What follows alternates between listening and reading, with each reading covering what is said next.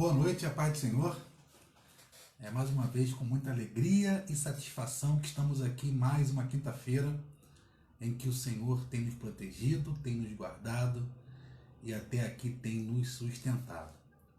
Vamos aí hoje avançarmos para a finalização ou a última parte do Sermão do Monte e finalizaremos assim nessa semana o estudo do Sermão do Monte, que foi aí um estudo de todo o sermão, começamos no capítulo 5, verso 1 e estamos terminando hoje no capítulo 7, do verso 12 ao 29, 13 ao 29.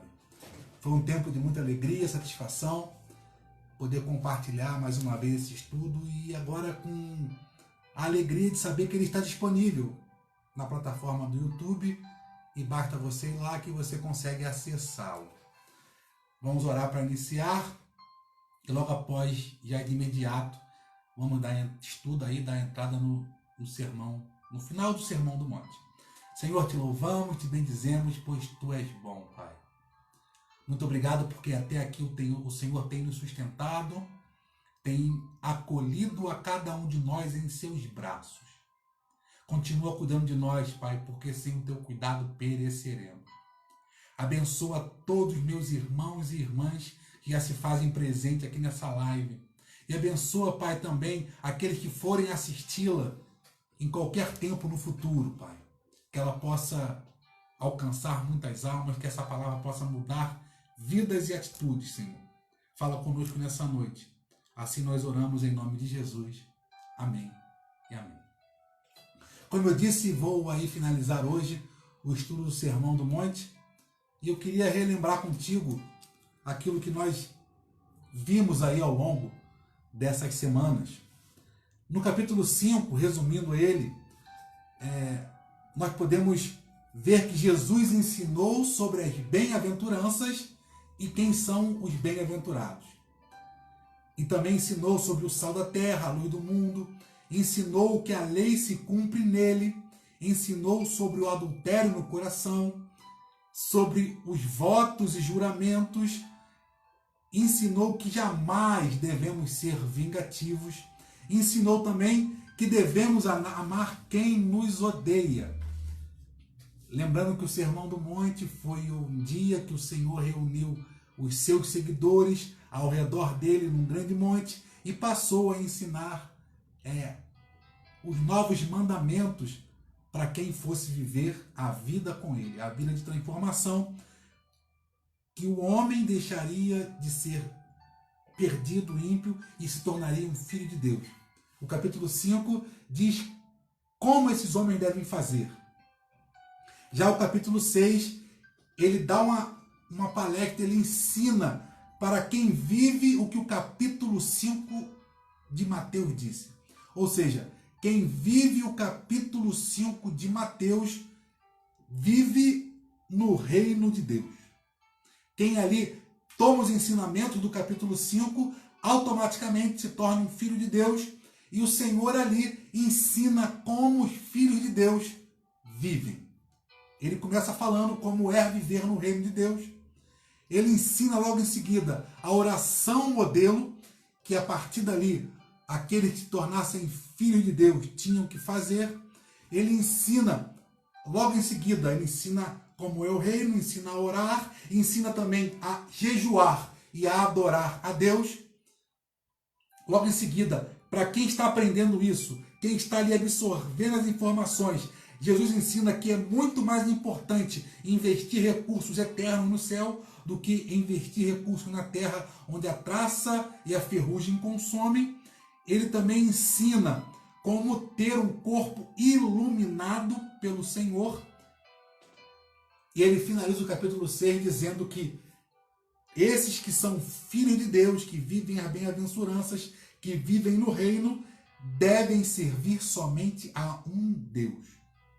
E finaliza dizendo que devemos descansar nesse Deus em que servimos. Assim ele finaliza o capítulo 6. Se o capítulo 5 ele diz como é que alguém se torna um filho de Deus, no capítulo 6 ele ensina como esse filho de Deus vive no reino, sob o reino, no sentido de viver dominado ou regido pelo Senhor. E no capítulo 7 vemos aí o final do Sermão do Monte. E no capítulo 7 Jesus está finalizando esse sermão. E na semana passada nós vimos do capítulo 1 ao versículo 1 ao versículo 12, vimos que os filhos de Deus devem julgar com amor e prudência. Vimos também que os filhos de Deus devem perseverar na oração. Hoje veremos quais são os dois únicos caminhos. Veremos também que pelos frutos reconheceremos a árvore, ou seja, pelas atitudes do ser humano, nós veremos quem são e quem não são filhos de Deus. E finalizaremos aí Jesus fazendo uma parábola sobre o ser sábio e insensável e não prudente, né? E vemos que o sábio aprendeu a viver e o imprudente não. Como eu falo todas as semanas, esse Sermão do Monte não deve ser estudado isoladamente em seus capítulos. Eu não posso pegar uma parte do Sermão do Monte e tomar aquela parte como um todo. Jesus, sabiamente, maravilhosamente, maestralmente, conduz ali um ensinamento crescente àqueles que se dispõem a segui-lo a partir daquele momento. Como eu disse, ele começa a ensinar quem são os filhos de Deus, que eles são bem-aventurados, que esses são o sal da terra, a luz do mundo, e assim vai. Depois que a pessoa se identifica e aprende a ser isso, ele diz como é viver no reino de Deus, que é o reino do agora já, mas ainda não. Já estamos inseridos no reino de Deus, no sentido de viver sob o seu domínio, mas ainda não estamos na plenitude do reino de Deus, quando estaremos na glória com ele. E no capítulo 7 ele finaliza dizendo que esses que vivem assim devem julgar em amor e prudência todas as coisas, devem avaliar seu julgamento de tudo e para que isso aconteça devem perseverar na oração. Agora te convido a abrir sua Bíblia aí no capítulo 7 do Evangelho de Mateus, no verso 13 em diante. Vamos aí ver esse final do sermão, onde Jesus diz para ali aquele povo que ouviu toda a sua explanação, e ele finaliza para esse povo, olha, resumindo, muitos ouvirão, mas não viverão. E como vocês vão saber quem são os filhos de Deus? Quem vive dessa maneira. Pelos frutos conhecerei a árvore. Se a pessoa vive de maneira justa, prudente, é um filho. Se vive diligentemente, ainda não é filho de Deus.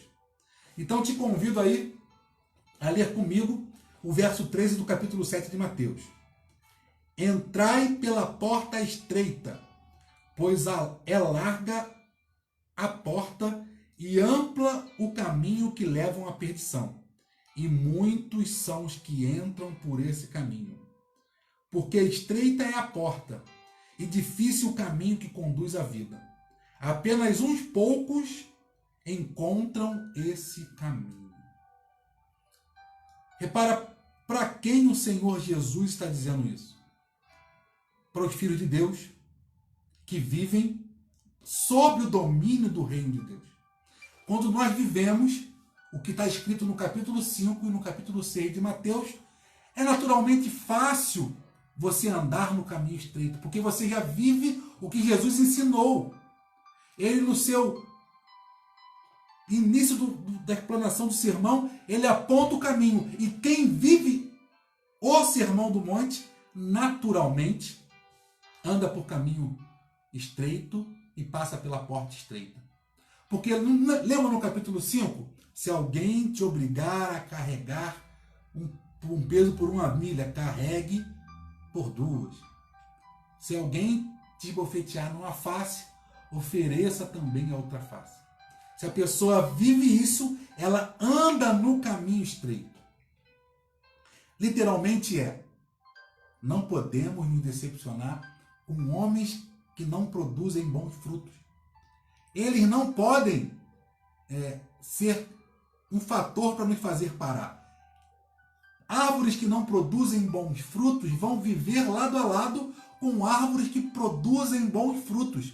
O importante é que essas árvores que não produzem bom fruto não influenciem aquelas que produzem bons frutos. Ou seja, não podemos parar de viver o capítulo 5 e o capítulo 6, seja qualquer as circunstâncias.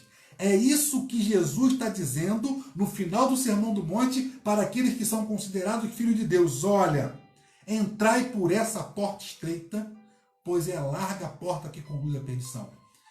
Jesus está falando, olha, comigo inaugurou a graça, comigo inaugurou o tempo em que eu vou resgatar todas as nações, mas esse não é o tempo mais fácil de todos, como eu disse sempre, como eu digo sempre. Viver na graça não é em maneira nenhuma, infinitamente não é mais fácil do que viver na lei, pois a lei te obrigava a cumprir o que estava no papel. Você não podia fazer aquilo que estava escrito. Fez a sua parte, foi embora. A graça é muito maior. É muito mais além. Além de não poder fazer, você não pode nem pensar em fazer. Aquele que olhar para a mulher do próximo com desejo no coração já cometeu adultério. Essa é a graça do Senhor. Esse é o caminho estreito. Quem vive nesse caminho estreito são os bem-aventurados que escolhem abrir mão do seu eu, escolhem abrir mão da sua vontade, escolhem abrir mão daquilo que acham ser certos em detrimento à vontade do Senhor. E abrir mão, irmãos, sobretudo quando nós sentimos que temos razão, não é fácil. Não é fácil. O caminho é estreito. A porta também. Mas esse caminho conduz à salvação. O caminho da vingança, da autossatisfação, o caminho de revidar, o caminho de querer estar sempre certo, o caminho de querer se dar bem a qualquer custa, é o caminho largo que conduz à perdição.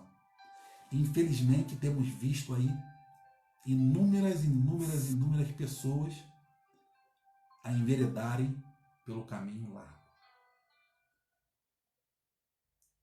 Andam por esse mundo, fazendo o que dá na telha, e muitos desses são conhecedores da palavra, e eles fazem o que querem. Pois a frase do nosso século é: eu sou o dono do meu nariz, ninguém manda na minha vida, eu faço o que eu quero. Isso não é viver no reino de Deus. Isso não é ser um bem-aventurado. Isso não é andar no caminho estreito. Verso 15. Acautelai-vos, cuidado, quanto aos falsos profetas.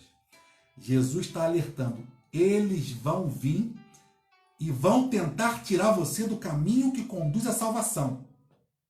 Perceba, existe uma força contrária que quer te levar para o caminho largo. Lembra que a nossa luta não é contra a carne nem contra o sangue? A nossa luta não é contra esse que vem tirar nossa paz. É contra os dominadores que influenciam a esses. Por isso que no verso 7 do capítulo 7, o Senhor diz que devemos perseverar na oração. E só tem vitória, só anda pelo caminho estreito, que passa pela porta estreita, quem persevera na oração. Eles se aproximam de vós, disfarçados de ovelhas, mas no seu íntimo são como lobos devoradores. Entenda, irmão, esse devorador aqui não se aplica apenas a querer pegar o seu dinheiro, não. Isso aí Jesus ensinou no Sermão do Monte que não devemos nos preocupar com tesouros materiais que a traça e a ferrugem comem. O que o devorador aqui quer tirar não é o seu dinheiro. Ele quer tirar a sua paz, quer fazer você sair do caminho estreito e te fazer andar no caminho largo. Vou repetir. Eles se aproximam de vós, disfarçados de ovelha, mas no seu íntimo são como lobos devoradores. Sabe aquela hora que você está preocupado, contristado, passando por alguma dificuldade, e se aproxima alguém, e você ali, por acreditar e confiar que aquela pessoa ali é um filho de Deus, você compartilha o seu problema, você compartilha a sua dificuldade, e para sua decepção, antes que você chegue em casa, toda a sociedade já sabe o que você passa. Porque aquela pessoa estava disfarçada de um servo de Deus, estava com a pele de cordeiro, mas era um lobo que devorou a sua paz, devorou a sua tranquilidade. E sabe qual é o pensamento geralmente que essas pessoas que sofrem essa decepção têm? Não vou voltar mais para a igreja. Porque na igreja eu confiei no fulano, eu confiei na fulana, contei um problema para ela me ajudar na oração e ela ou ele fofocou. Pronto. O roubador de paz, o devorador, conseguiu devorar a sua paz, conseguiu roubar a sua tranquilidade e o seu problema que já era grande ficou muito maior. Cuidado! É isso que Jesus está falando para os bem-aventurados, para quem vivem sobre o reino de Deus. Cuidado com o que vocês compartilham. Julguem através dos frutos quem são os filhos de Deus, pois eles dão bons frutos, e julguem através dos frutos que não dão, quem não são filhos de Deus. Não confie em árvore que não dá bom fruto. É isso que Jesus está falando. Cuidado. Não saia dizendo a tua vida para todo mundo. Cuidado.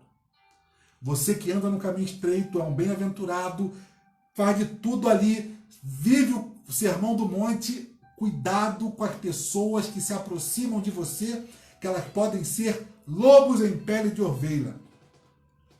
E é isso que Jesus continua falando no verso 16. Pelos seus frutos os conhecerei. A pessoa congrega na igreja contigo há 500 anos. Nasceu na igreja. Mas a pessoa é pilantra, compra e não paga. A pessoa não dá bom testemunho de Cristo. A pessoa é contendeira, é brigona, é vingativa, mas canta que é uma maravilha na igreja. Prega que é uma maravilha na igreja. Jesus está dizendo, olha, vão vir pessoas que cantam lindamente na igreja, que pregam lindamente na igreja, que exercem um trabalho lindo, mas quando você olha para a vida dela e tenta ver algum fruto bom, não enxerga. É só discussão, mentiras, falsidade, calúnia, fofoca, compra e não paga, vive falando mal dessa pessoa. Essa pessoa é que Jesus está dizendo, cuidado. Cuidado que essa pessoa, Satanás está manipulando para tirar do caminho estreito os bem-aventurados e aqueles que servem ao Senhor. Pelos frutos conhecereis. E é possível, Jesus diz, alguém colher uvas de espinheiros ou figos de ervas daninhas? Assim sendo, toda árvore boa produz bons frutos, mas a árvore ruim dá frutos ruins. A árvore boa não pode dar fruto ruim, nem a árvore ruim pode produzir bons frutos. Jesus está reafirmando e endossando o que ele disse lá atrás. Olha, a palavra do crente é assim, sim, não, não. Um crente não é mentiroso. Se um crente disse que vai pagar, ele paga. Se ele pegou emprestado, ele devolve. Se alguém levanta algum falso testemunho, ele é o primeiro a se colocar à disposição para dirimir qualquer dúvida. Esse é o crente. Ou pelo menos tem que ser. E nós devemos avaliar quem dá os bons frutos. E ele fala antes, não joguei pérolas aos porcos, nem aos cães. Ou seja, não confie em crente que não dá bom testemunho. Mas também não podemos expurgá-los ou afastá-los. Com um crente que vive de maneira que não dá frutos, nós devemos fazer o que Paulo disse. Se o seu irmão tem alguma coisa contra ti, vá até ele, converse com ele. Se ele não acertar os caminhos, chame uma testemunha e vá até ele. A nossa missão com essas árvores que não dão bons frutos é identificá-las não para apontar o erro deles, não para dizer que eles não produzem bons frutos, muito pelo contrário. O nosso julgamento primeiro é não confiar em pessoas que não dão bom testemunho, no sentido de não posso jogar pérolas aos porcos, não posso atribuir coisas divinas às pessoas que não dão bons frutos. As pessoas que não dão bons frutos, eu devo reunir-se em oração com meus irmãos e clamar em secreto pela vida deles. E Jesus e o Senhor que ouve em secreto, atende em secreto, e nós devemos ir lá. Exortá-las, conversá-las, no sentido de trazê-la para o caminho estreito para que ela produza bons frutos. E não no sentido de empurrá-las para longe. O nosso julgamento acerca de pessoas que dão bons frutos e não, no primeiro momento, é não jogar pérolas aos porcos, não compartilhar coisas divinas e pessoais com pessoas que não produzem bons frutos. No segundo momento é ir até essa pessoa e tentar ajudá-la de alguma maneira para que ela deixe de andar no caminho largo e volte para o caminho estreito da bem-aventurança, de ser sal da terra, a luz do mundo, de ser manso, pacato, de viver sob o domínio do Senhor, e aí volte a produzir bons frutos. Está vendo, irmãos? Como viver a época da graça em nada é mais fácil do que a época da lei? Na época da lei, na lei de Moisés, era: se alguém fez algum mal a mim, é olho por olho, dente por dente, vou lá, resolvo meu problema, volto para casa e sou cada um. Com Jesus, não. Nós não somos mais individuais. Nós somos a noiva do Cordeiro. Somos um só corpo, assim bem ajustado, totalmente ligados na videira. O nosso trabalho, o trabalho daqueles que são filhos de Deus, é trabalhar para que esse corpo continue bem ajustado. E todo e qualquer um que seja influenciado por Satanás a tentar desajustar esse corpo, a nossa briga não é contra esse um, é contra as potestades que tentam desajustar o corpo. E assim, em oração, perseverança, súplicas ao Senhor, devemos caminhar no caminho estreito, porque Ele conduz a salvação, não somente a nossa, mas a daqueles que estão perdidos nesse mundo. E deixemos com o Senhor o que vem aqui. A partir do verso 17, é com o Senhor, não é conosco. Assim sendo, toda árvore que produz bons frutos, mas a árvore ruim dá frutos ruins. A árvore boa não pode dar frutos ruins, nem a árvore ruim produzir bons frutos. Agora que é com o Senhor. Toda árvore, verso 19, me perdoa, falei que é 17. Toda árvore que não produz bons frutos é cortada e atirada no fogo. Portanto, pelos seus frutos os conhecereis. Nós não podemos fazer o que diz o início do capítulo 7. E é por isso que Jesus iniciou esse capítulo. Não podemos apontar para o cisco no olho de ninguém, porque pode ter uma trave no nosso. Porque o simples fato de apontar o dedo para o erro de alguém significa que nós estamos errando. Então Jesus está falando: olha, portanto, as árvores que não dão bons frutos são cortadas e jogadas fora. Quem corta é o Senhor, querido. É o Senhor que dá tempo, é o Senhor que tira o tempo. O Senhor quer te usar e dar tempo a essas pessoas que não produzem bons frutos, para que essas pessoas ouçam o sermão do monte que o Senhor falou e acertem os seus passos e voltem a viver da maneira que o Senhor quer. Mas se essas pessoas escolhem viver diligentemente da maneira que eles querem, aí o Senhor diz: toda árvore que não produz bom fruto é cortada e logo jogada no fogo. Infelizmente, árvores vão ser cortadas e jogadas fora. E o Senhor continua dando continuidade e fazendo crescer o entendimento que ele queria que chegasse aos discípulos. Verso 21. Nem todo aquele que diz a mim, Senhor, Senhor, entrará no reino de Deus, mas somente os que fazem a vontade do meu Pai que está nos céus. Será que Jesus estava falando aqui para o ímpio que vive nas drogas ou na cachaça, ou onde quer que seja? Óbvio que não. Porque quem vive no pecado não diz Senhor, Senhor.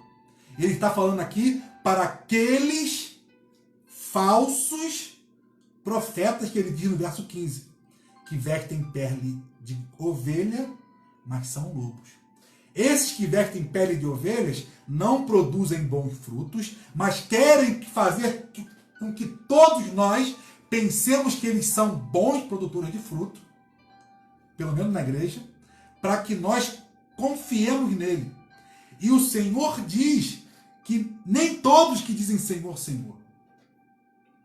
O nosso papel não era apontar o dedo para ninguém. É o que o Senhor disse.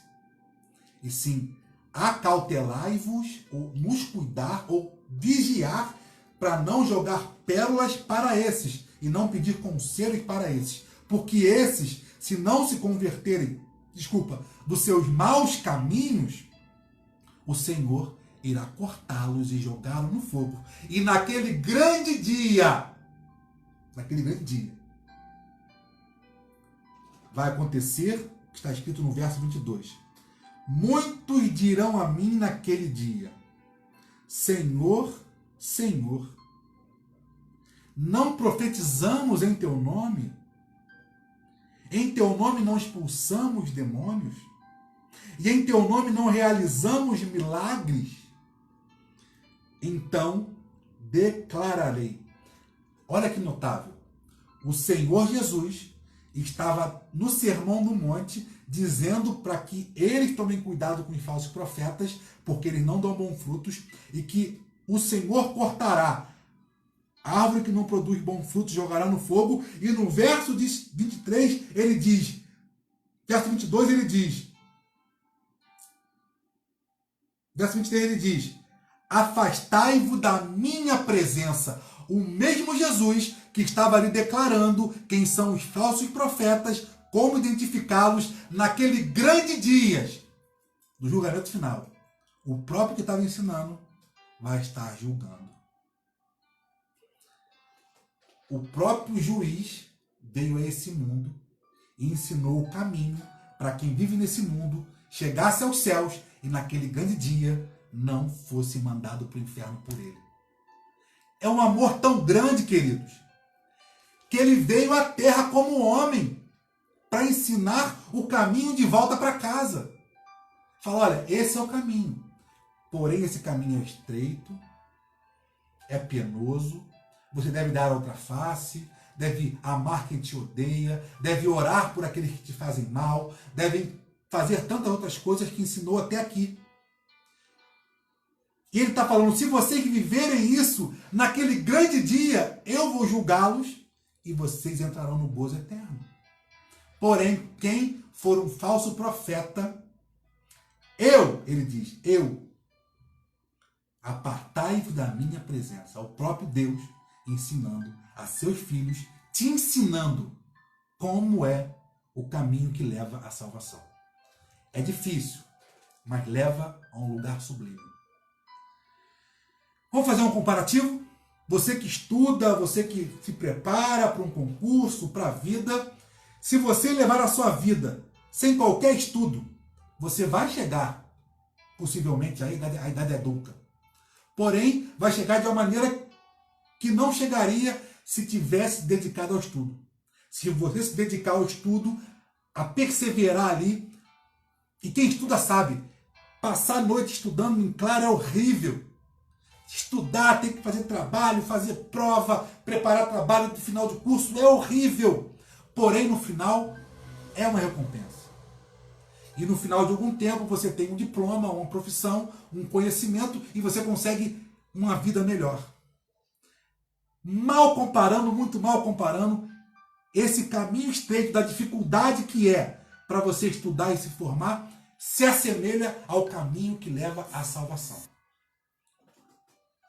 É difícil você buscar, orar, jejuar, andar conforme o Senhor quer. É difícil, porém, na eternidade você vai ter a recompensa. Isso é juntar tesouro no céu, onde a traça e a ferrugem não consumem. Porém, é difícil. E assim como muitos abandonam aí o estudo ou o trabalho porque cansam, muitos abandonam de caminhar no caminho estreito porque cansam. Porque aparecem sempre um falso profeta que não dá bom testemunho de Cristo, não dá bom testemunho de nada e é o primeiro a apontar o erro dos outros. O próprio Senhor está nos alertando como é viver no reino do agora já, mas ainda não. Agora já estamos sob o domínio do Senhor, mas ainda não estamos na eternidade com Ele. O Senhor Jesus está ensinando isso. Aí, finalizando, ele vem para a última perícope, para a última parte do sermão. Tudo que ele ensinou, do capítulo 5 até agora, ele resume em uma ilustração. Dizendo que quem ouve isso que eu estou ensinando e põe em prática, é isso. Quem ouve isso e não põe em prática, é isso. É isso que ele está ensinando no final. Todo mundo que acompanhou aí, ou já leu o Sermão do Monte, essas semanas todas, se você ouviu tudo isso e colocou em prática, é comparado ao verso 24. Assim, todo aquele que ouve essas minhas palavras, palavra de quem? Do próprio Senhor Jesus, que o verso 24 diz que é aquele que, verso 23 diz que é aquele que vai apartar dele os que não são bem-aventurados, os que não dão bons frutos. Assim sendo, verso 24, todo aquele que ouve essas palavras e as pratica é comparado a um homem sábio. Ou seja, as palavras estão aí. Escolher praticar é opção sua. Deus não te obriga a praticar o que ele ensina. É isso que Jesus está falando. Olha, eu passei aqui esse tempo todo ensinando para vocês esse sermão. O Sermão do Monte. Agora, escolher viver isso é opção sua. Ele diz o seguinte, olha, vocês que ouviram e põem isso em prática são comparados a um homem sábio que constrói uma casa sobre a rocha. E cai a chuva, vêm as enchentes e sopram os ventos e batem com a violência contra essa casa, mas ela não caiu, pois tinham seus alicerces na rocha. Se você aí já fez uma casa, ou já viu fazer, você sabe que é preciso fazer uma sapata, uma fundação firme, para que a casa resista. E é isso que Jesus está falando. Quem põe essa palavra dele, do ensinamento dele, como alicerce de uma vida cristã, pode vir o falso profeta que for, pode vir o vento que for, pode vir a tempestade que for, pode vir o vírus que for, a pandemia que for, que você não será abalado. Quer ver um exemplo? Hoje o maior evangelista da igreja é a dificuldade. Sabe por quê? Hoje as pessoas, muitas delas, não vêm a Cristo por amor a Ele, mas vêm a Cristo quando passam por uma dificuldade. E muito dessa culpa é nossa, porque nós, a igreja de um modo geral, não tem pregado o evangelho que transforma. Tem pregado um Cristo que livra das dificuldades. O cerne do evangelho não é esse. Em Cristo tereis aflições, mas tem bom ânimo. Ou seja, passaremos por luta, mas devemos nos alegrar, porque assim como ele venceu, nós venceremos a luta. Aí a pessoa está com uma dificuldade, aí nós pregamos na dificuldade, a pessoa vem e o Senhor livra da dificuldade. Amém, glória a Deus, e Deus livra mesmo. Porém, a pessoa tem um conceito errado, que com Cristo não podemos passar por dificuldade. E basta vir a primeira dificuldade que ela, vou embora, porque esse Cristo é mentiroso. Eu achei que eu viveria sem dificuldade. A pessoa que vem à igreja, vem a Cristo por uma dificuldade, porque ouviu dizer de alguém que Cristo é o Cristo que livra, não está firmando a sua casa, que é o seu coração, na rocha. Porque para firmar o coração na rocha, é preciso ouvir a palavra de Jesus. É isso que o Senhor está falando no final do Sermão do Monte. No final do Sermão do Monte, Cristo está dizendo: todos aqueles que ouvem a minha palavra, que ouvem o meu ensinamento e põem eles em prática, é comparado a um homem prudente que construiu sua casa sobre um bom alicerce, sobre a rocha. E pode vir o que for, acontecer o que acontecer, ele não será abalado. Porém, aquele que constrói a sua casa na pregação de um Cristo que livra da dificuldade é comparado ao que está descrito no verso 26. Pois todo aquele que ouve estas minhas palavras, você está na igreja e até ouve, e não as pratica, é como um insensato que constrói a sua casa sobre a areia. E cai a chuva, vêm as enchentes, sopram os ventos e batem com violência contra aquela casa, e ela desaba, e grande foi a sua ruína.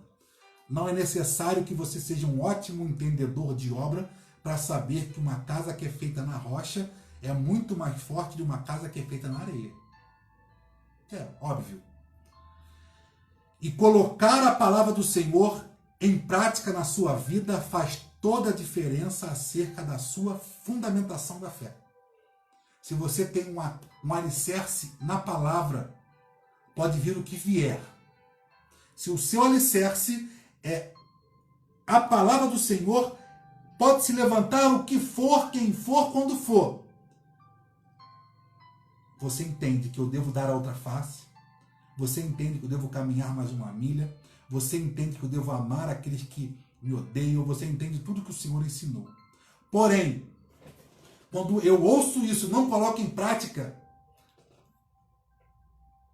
a menor coisa que falem de mim, ou que Satanás use aí para tentar me destruir, ele abala, porque a sua casa não está bem fundamentada. E a minha oração todo dia é para que a igreja do Senhor esteja fundamentada na palavra. Quantos falsos profetas atacam outros por aí? Eu uso um exemplo aqui na igreja, que eu gosto muito desse exemplo, porque na minha vida foi real. Eu, quando era novo, adolescente para jovem, comecei a querer namorar, não é? Aí eu nunca fui muito bonito. Fabielle tá vindo, ela vai rir. Ela sabe disso. Eu nunca fui muito bonito. Então, se eu andasse com aqueles meus colegas mais bonitos, eu não conseguiria namoradinha nenhuma. Então, eu andava com aqueles mais feinhos. E no dia que eu encontrei a Fabielle, eu estava com dois muito feinhos. E ela, naturalmente, ela vai olhar aquele, pelo menos feio. E eu me dei bem. É engraçado, mas é verdade. Hoje, tem muitos falsos profetas que não pregam a beleza do Evangelho. Eles preferem pregar o erro dos outros, apontar o que ele julga ser errado nos outros, para que as pessoas não olhem para eles, que são feios, e olhem para esses falsos profetas que são menos feios.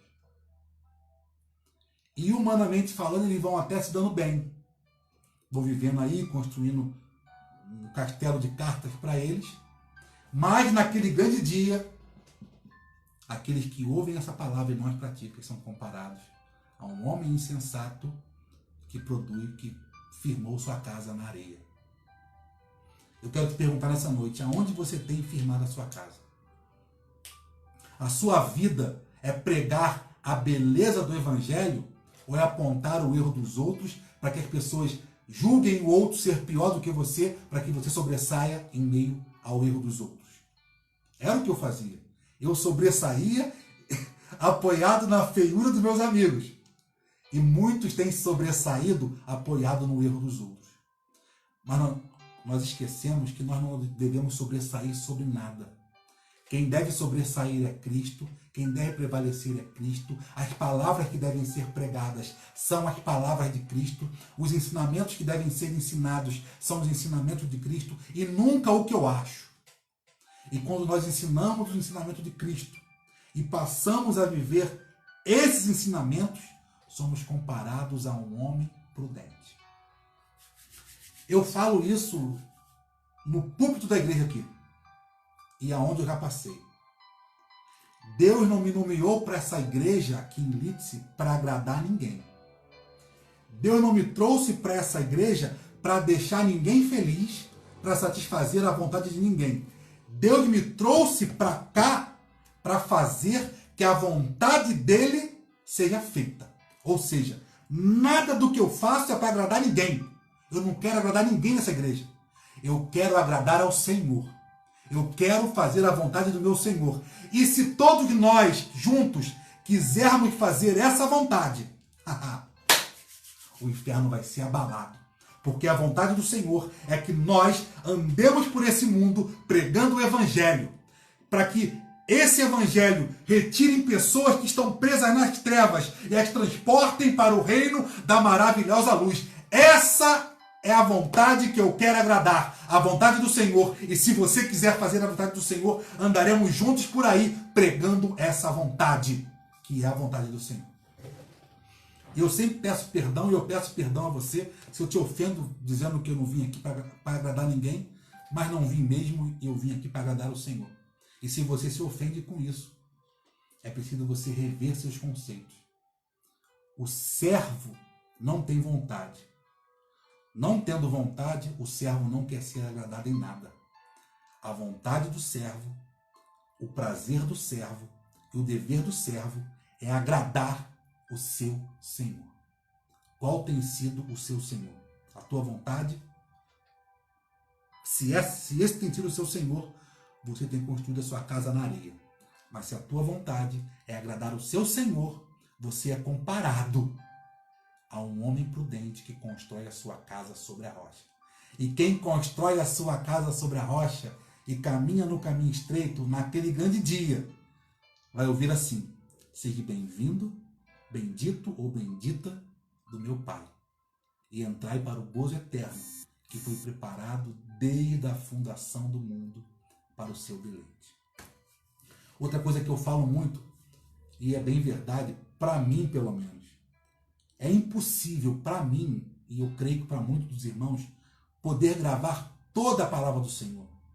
Poder gravar toda a Bíblia, versículo a versículo. Para mim é impossível. Se para você for possível, glória a Deus, que Deus te abençoe. E é o que eu falo sempre, se você não conseguir, como eu, gravar todo o conceito bíblico, ou o que a Bíblia ensina, grave o Sermão do Monte. Capítulo 5, como é ser um filho de Deus. Capítulo 6, como sendo um filho de Deus se vive no reino de Deus. Capítulo 7, como identificar quem são e quem não são. Identificados, não aponte o dedo, ore e ajude. E faça andar no caminho estreito junto contigo. Se não podemos ajudar, meu irmão, não atrapalhemos. Verso 28, para finalizarmos. Quando Jesus acabou de pronunciar essas palavras, estavam as multidões atônitas ao seu ensino. Ou seja, perplexas.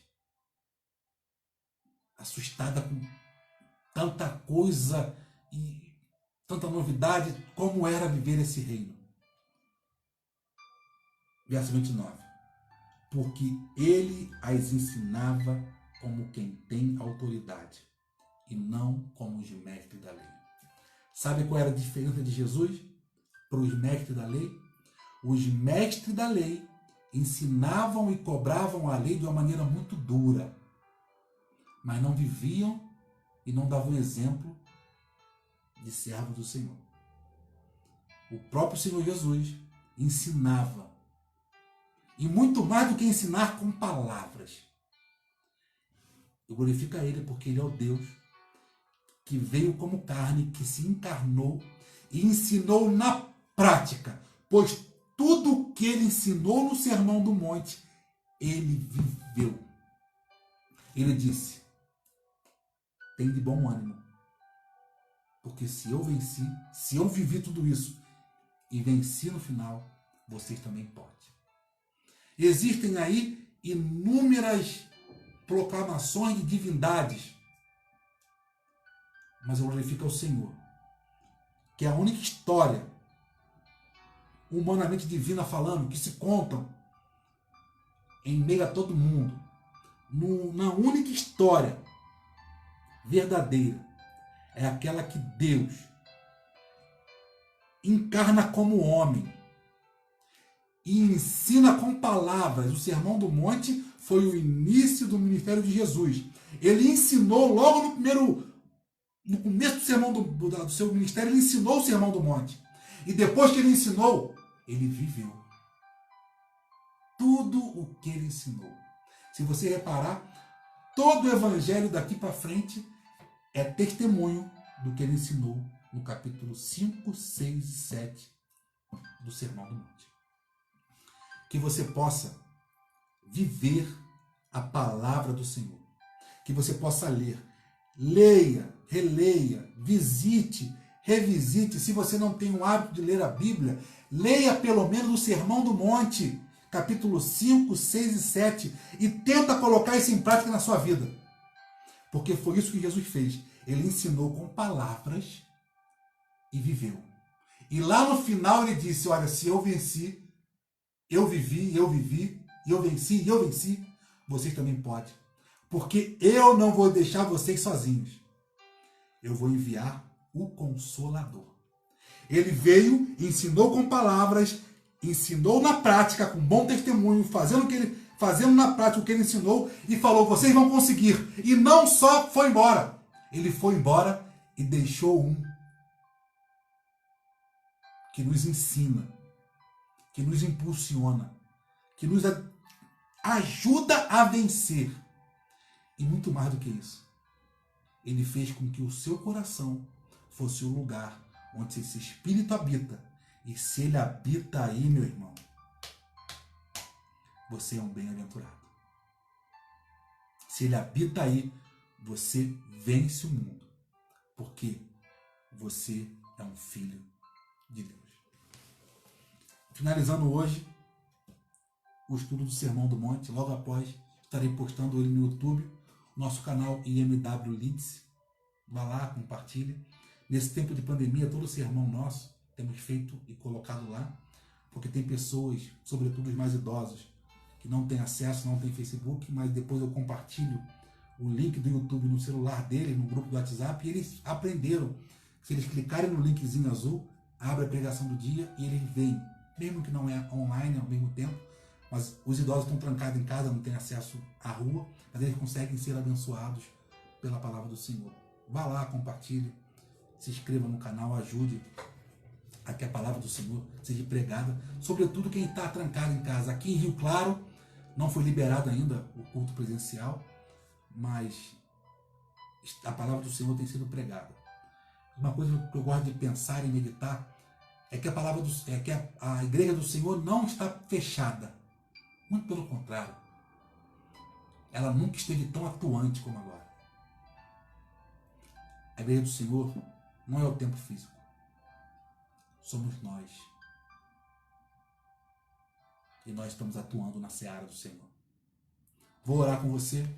Depois estarei fazendo as considerações finais, impetrando a bênção apostólica, dando os anúncios e finalizando para a glória do Senhor.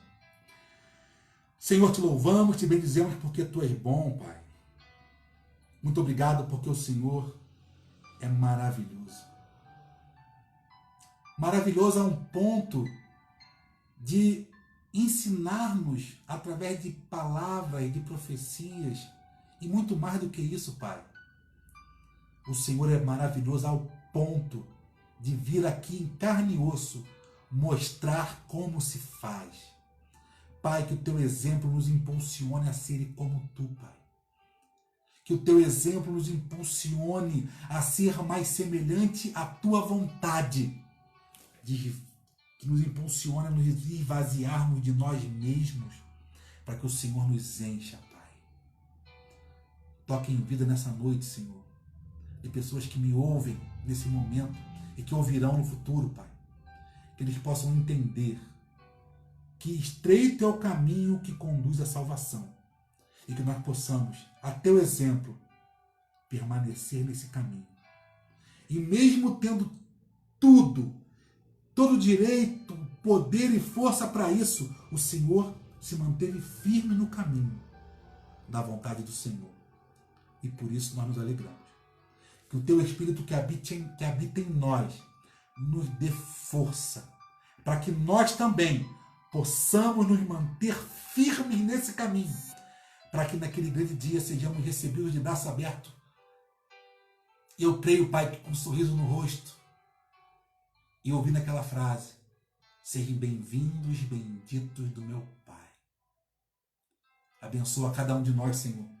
É o que eu te peço em nome de Jesus. Amém. Que Deus te abençoe, meu querido irmão. Que Deus te abençoe, minha querida irmã. Estamos aí no terceiro mês dessa quarentena e eu quero compartilhar que eu acho que eu estou contaminado. Estou de quarentena, 14 dias em casa. A minha filha mais velha está muito mal, hoje está melhor, graças a Deus. Mas indo para o trabalho e voltando no mesmo carro, todo mundo que vai no mesmo carro se contaminou e estou muito mal. Glória a Deus, eu não sei se eu estou, mas eu estou com muito poucos sintomas. Mas a minha filha está com muitos sintomas e como ela não sai para lugar nenhum, obviamente foi eu que trouxe. Mas graças ao Senhor, se eu estiver, eu estou bem. Ela também está bem, com dores e tal, mas estamos bem. E isso vai passar. E o Senhor tem cuidado de nós. Quero pedir oração para a irmã Isabel, que é uma irmã aqui da igreja. Ela está internada em Barra Mansa, muito mal. Ontem o medicamento dela foi trocado por um mais forte. Ela segue em coma, segue entubada. Hoje os rins dela pararam. Ela começou a fazer hemodiálise e não está bem. Mas eu creio no milagre. Então eu te peço aí que você ore pela irmã Isabel, para que o Senhor dê vitória a ela e à família dela, porque o Senhor é o Deus que vence as batalhas difíceis. Que você ore pela irmã Isabel. Quero falar também, irmãos, que amanhã nós temos nosso culto de oração. A tecnologia é louvável, graças a Deus por isso. Nós vamos para uma plataforma chamada Team Link, semelhante ao Zoom, e a igreja se reúne, ele tem se reunido nesse tempo de quarentena, e temos ali dado testemunho, orado uns pelos outros, e clamado ao Senhor, e ouvido a palavra do Senhor, e Deus tem feito maravilhas em nosso meio. Te convido aí a estar conosco. Sempre no Facebook eu compartilho o link da sala do culto, e você é o nosso convidado, e será um imenso prazer ter você conosco. Já teve pessoas aí do Rio, de Cabo Frio, de Saquarema, Itaperuna, Maricá, que já estiveram juntos aí nessa sala, e é muito, muito legal, muito legal. Você é o nosso convidado, está ali. Domingo temos o culto público ainda pelo Facebook. Fiquei sabendo que hoje está a Prefeitura de Rio Claro está em reunião para saber se flexibiliza, a exemplo do Rio e Angra, os cultos aqui no município, mas deve sair o decreto hoje ou amanhã, e estaremos cumprindo aí a orientação das autoridades. Não porque somos impedidos de reunirmos para louvar ao Senhor, não. Nós entendemos, a Igreja Metodista aqui em Lindsay entende que isso é uma proteção, é um ato de amor a nossos membros, sobretudo os mais idosos, sobretudo aqueles que são grupo de risco, porque eu mesmo posso ser um fator de contaminação a qualquer um. Então, num ato de amor, nós estamos aí obedecendo, sendo prudentes e esperando essa onda passar, e daqui a pouco ela passa, e Deus tem o controle de tudo. Do mais, eu peço que o Senhor te abençoe, te guarde, te dê uma semana abençoada em nome de Jesus. Estarei orando pelo final, pela irmã Isabel, estarei orando também pela minha vida, pela minha filha, que estamos melhores hoje, Pelo irmão Rodrigo também, que estava muito mal, confirmado o Covid, acusou positivo, mas hoje também está bem, e logo após, pelo término. Senhor, muito obrigado por esse momento que nos reunimos para te clamar, te buscar e te adorar. Obrigado porque o Senhor falou conosco nessa noite, Pai. Eu te peço que a tua palavra seja guardada em nossos corações, que ela dê fruto no tempo certo. Intercedemos agora pela irmã Isabel, Pai, para a medicina, para os homens, ela está muito mal naquele hospital. Mas bem sabemos que basta uma palavra tua para que mude o quadro da irmã Isabel, Pai. Também te pedimos pela família dela, pelas filhas, pelo esposo, pelo marido.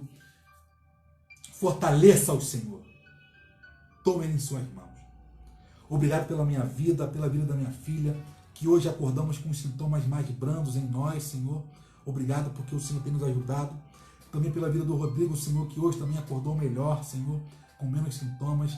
Obrigado porque o Senhor tem nos sustentado. Abençoa cada irmão e irmã minha, Senhor, nesta hora. Acampa anjos ao redor do seu lar, de sua casa. Livra de todo mal, Senhor. Nos dê uma noite de sono abençoada para a honra e glória do teu nome. Assim nós oramos, Pai, agradecidos por tudo, em nome de Jesus. Amém e amém. Que o amor de Deus, Pai Todo-Poderoso, a graça de Jesus e as doces consolações do Santo e Eterno Espírito de Deus sejam sobre a vida de todos e todos digam amém. Proclamemos o Evangelho da Paz com ousadia e compaixão. Obrigado a você que esteve conosco até agora. Paulo, Tamires, Suzana, Fabielle, Brito, Luane. Deus abençoe a vida de vocês. Prazer ter você aqui conosco. Vocês moram no meu coração. Amigos meu de alguns anos já. Fizemos seminários juntos. Eu e o Zé Brito. Cara, te amo. Vou falar de você. Um beijo no coração de vocês. Deus abençoe. Eu não estou vendo mais quem entrou aí, mas a Carla, minha sogra e algumas pessoas que estão aí. Cláudio Onô, estou vendo ali. Que Deus abençoe. Te dê noite de paz, de bênção. Como eu digo sempre, a Igreja Metodista Eliana em Leeds está com as portas fechadas e eu não posso te receber aqui no gabinete por conta da suspeita de Covid que eu tenho. Farei o exame amanhã e vamos ver se sim ou que não.